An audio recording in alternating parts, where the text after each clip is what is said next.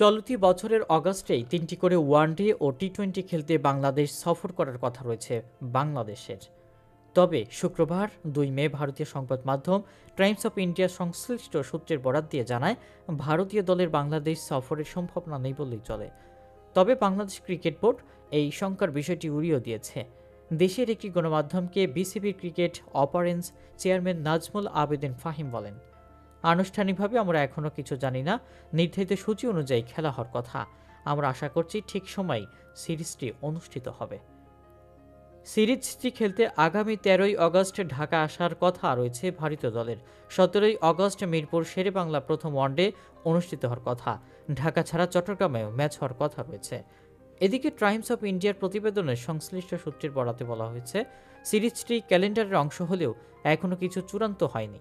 চলমান পরিস্থিতির জন্য ভারতের বাংলাদেশ সফর না করার ভালো সম্ভাবনা রয়েছে।